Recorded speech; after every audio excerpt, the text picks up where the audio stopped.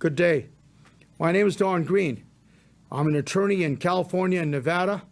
Many of you know me from shows on the American Guns and Glory Network and formerly shows with the late Bob Irwin, my good friend, on his shows, Fired Up with Bob Irwin. Today we are presenting a special report entitled Mass Shootings and the Responsible CCW Holder. And for many of you who don't understand, a CCW is a permit issued by a state which allows you in certain circumstances to carry a firearm in places where you can legitimately carry such a firearm. But today there's a phenomenon going on across the country. And you have to be aware of this. Is it an American phenomenon? The answer is yes. But yet we've got mass shootings in other countries. Here we have, let's look at the facts. In the year 2021, the first year of the Biden administration, there were 692 defined mass shootings. That's almost one every 1.5 days. In 2020, there were, in the Trump and Biden administration flowing over, there were a total of 610 mass shootings. In 2019, there were 417 defined mass shootings during the Trump administration. And let's go back earlier. In 2012, there was a gunman who killed 12 people in a movie theater in Aurora, California. It was planned violence during the Obama administration, and Obama was definitely anti-gun, but nothing was done. But there were over 500 defined mass shootings during that year in the Obama administration during his second term. May we have the next slide, please? On May 14, 2012, we had a racist attack, a clearly racist attack in Buffalo, New York at that supermarket. 10 people died, more were injured. It was the deadliest mass shooting in the United States for over a week. Let me repeat that. It was the deadliest mass shooting of the year in the United States for over a week. Not years, not months, a week. Now, 10 days later, on May 24, 2022, a gunman targeted a fourth grade class at an elementary school in Uvalde, Texas, killing 21 children and injuring 17. It was the deadliest shooting in America since Sandy Hook. What was important about Sandy Hook? Sandy Hook was during a Democrat's administration. This shooting at Uvalde is during a Democrat's administration.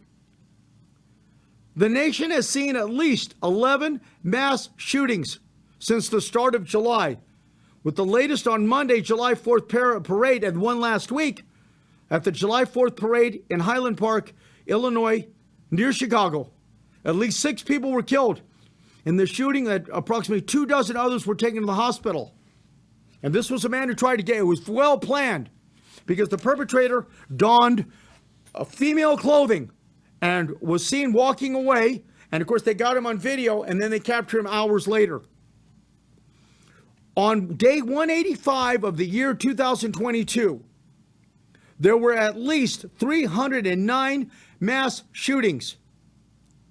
And that's all just in 26 weeks.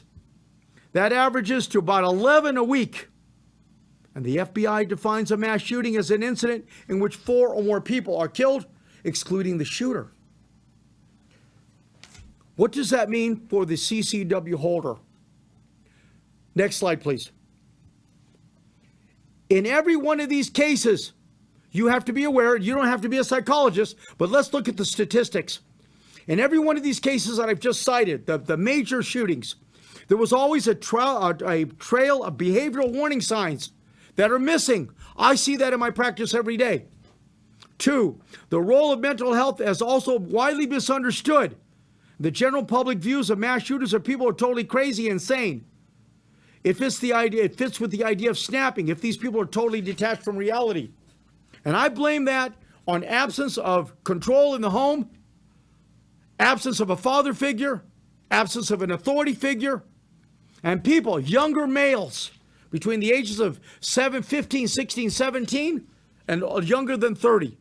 We're seeing an increase in that. And why is predominantly males? I blame it on absence of father in the home, absence of authority, absence of education, and the fact that, we're in the timeout generation. I don't even know what to call generations anymore. I call it the timeout generation instead of someone getting a real spanking so that you have an understanding of what you're doing is wrong. But those days are gone because you are going to end up in Child Protective Services case because you've spanked your child. In these cases, I see that there's a very rational thought process. They're not just crazy. That goes into the planning and carrying out of the mass shootings, the placement of the magazines in the bag, the placement of clothing, the placement of wigs. The suspect in the Ovadia attack was a student who brought at least 2 AR-15 rifles who bought at least 2 AR-15 rifles after his 18th birthday. And he shot his grandmother before going to the elementary school. That's according to the authorities. Now, I agree that, if you're 18 years old, unless you can prove some great responsibility, such as you're now in the military, maybe you shouldn't have an AR-15 unless you've gone to some class. And people are going to comment on me, Mr. Green, you're an anti-gun advocate. The answer is no. The answer is education, and that's what I see, a lack of education.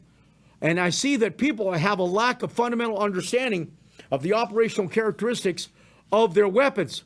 But you notice in these mass shootings, in which AR-15s or assault type weapons are used, the people have they have several magazines, and they're ejecting them and firing them, or they're getting help doing it, just like what happened in Mandalay Bay.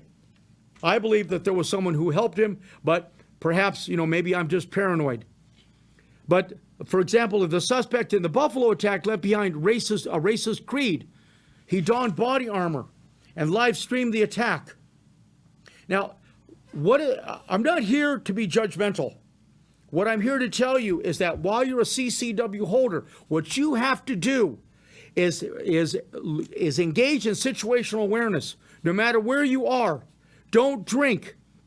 Never use marijuana if you're a CCW holder.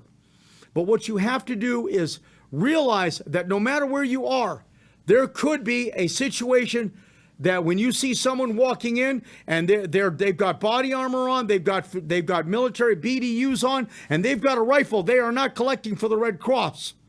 You need to get your family out of the way, get behind a refrigerator, and don't engage him unless there is a threat to you. And this is going to happen. Now, people say that we shouldn't have an armed citizenry. And remember, it was said by Hitler in the 1930s that if you want to take over a country, first you disable or you disarm the citizenry. Now, we're not here to advocate the use of firearms all the time. And remember that the problem with some CCW holders is that they believe that all the training they need is the course. The answer is no. Because one of the first questions I'm going to ask you on the stand, while there's 12 people in that jury box who are going to decide your fate, one of the first questions I'm going to ask you is what training, in addition to your concealed weapon class, did you engage in over the past several years? The wrong answer is none. There is no correct answer, but a good answer is I've gone to several training courses, live training courses. Next question, why? So that I can become more proficient with my weapon and to learn more about the law of self-defense. Remember that the CCW is not a weapon to use as an aggressor. It is a tool to be used to defend yourself against great bodily injury or death at that moment. You can't wait 4 months to claim self-defense. Actual case I have. You can't wait weeks to claim self-defense. Actual case I have. You can't shoot your weapon and then shoot yourself in the foot pretending that that's going to protect you, because it's not. because the forensics of that apartment showed that there was a round that went through the floor, and it was a 9mm, which tells me and tells the police, and I didn't take the case, tells me that the man shot himself after shooting someone else. So you can't beat the forensics. Get the training that you need. Go to extra classes. Go to live fire exercises. And go to different classes at different times of the year. Because when you engage a perpetrator, it is not going to be under ideal conditions. It is not going to be the perfect climate. It's going to be hot. It's going to be cold. It's going to be raining. And the more training which you can afford, the better off you are. And there are some good training courses that are only $100 or $200, a couple $100. And remember, in today's world, $200 is 35 cups of a medium caramel macchiato at one of the very famous coffee shops here in Las Vegas. So if you don't drink that coffee and you put that money in there and you save it up for training, that'd be best, because when you get to court, you're going to need to explain this, you're going to need to articulate this, and the way that you do that is by training. Not training to kill people, but addressing the threat. And the more training that you get, the better off you will be. The familiarity with your weapon, the storage of your weapon at the home, keeping it away from the children, and exercising responsibility. And one of the big points that I see when I have CCW cases is that the people might perceive what could be great bodily injury or death, but in fact, it's just a passing, someone bumped them accidentally in the elevator or at Walmart, or in the parking lot, someone opened their door and hit yours. That is not a threat of great bodily injury or death. Now, if they get out of their car and they run over around the side with knives, that's a different story. If you need to get a hold of me, please call me at my address, at my cellular at 702-409-8239.